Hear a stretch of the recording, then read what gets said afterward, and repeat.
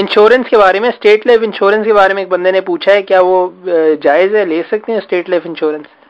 میں تو یہی کہتا ہوں کہ اس دور میں جو نا زیادہ لوگوں نے چھان بین کر کے کہا کہ یار معیاری جو نظام ہے نا اسلام کا، اس میں تو انشورنس کی کوئی ضرورت ہی نہیں ہوتی، اسٹیٹ ذمہ دار ہوتی ہے، بیت المال میں لوگ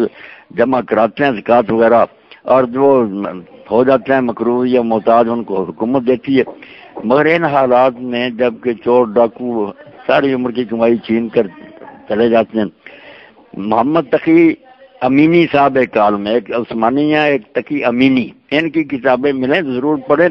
جدید مسائل پر انہوں نے بڑی محنت کی ہے، تو ایک پوری کتاب لکھی ہے کہ جدید معاشی مسائل اور ان کا اسلامی حل،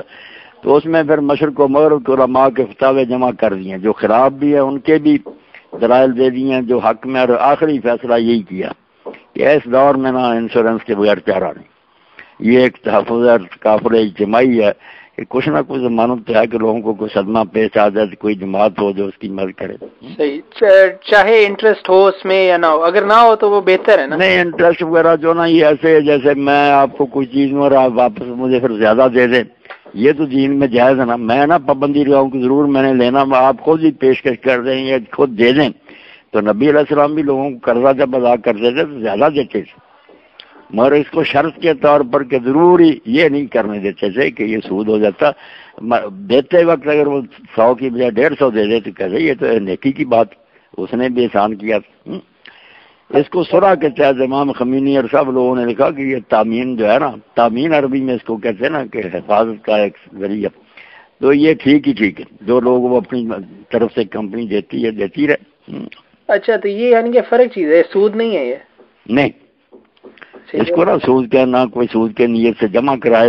وہ کہے کہ سارے لوگ اکٹھے کرتے رہے فنڈ، کسی کو مصیبت پیش آ جائے گی تو یہ پھر امداد ہو جائے گی، وہ زیادہ بھی دیتے ہیں بے شک، اس میں کوئی حل نہیں۔ ہاں، یہ اسی طرح کی بات ہے نا جیسے حضور نے بھی کیا، دین میں عرب میں پہلے بھی تھا اخلاق کا،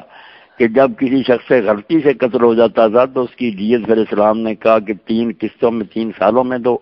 اور وہ آدمی نہ دے جس سے قتل ہوا کیونکہ اس کی بھی نیت قتل کی نہیں تھی، وہ پھر پورے خاندان کے بالغ مردوں پر بانٹ دیا جاتا تھا، اس کے سارے دادے کی اولاد پر وہ 3 سالوں میں وہ اکٹھا کر کے دے دیتے تھے، اور جب یہ خاندان کا نظام کچھ ڈھیلا پڑ گیا تو حضرت عمر نے دیوان بنا دیا، پھر دفتر کہ پورا محکمہ، یہ کمپنی جس میں وہ ملازمت کرتا نا، وہ اپنی تنخواہوں سے کروٹی کرا کر اس کی مدد کرے،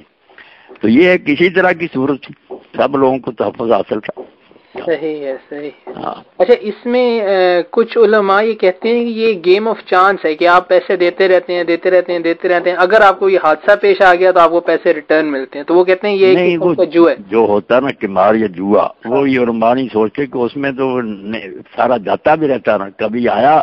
کبھی سارا چلا گیا، جوا وہ ہوتا ہے، یہ جو ہے نا کہ اس کی رقم محفوظ ہے، کسی طرف نہیں جائے گی،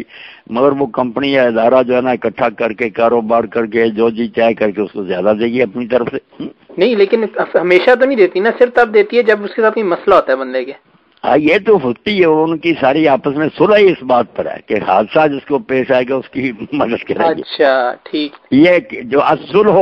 ہے نا چیپٹر کا اس میں آتی ہے، یہ شروط وغیرہ کی بات نہیں، صلح کی ہے کہ لوگوں نے آپس میں یہ طے کر لیا، صلح کر لی ہے کہ اس طرح بھیا جس کو ہم میں سے حادثہ پیش ہے اس کی مدد کریں گے۔ چلیں، صحیح ہے۔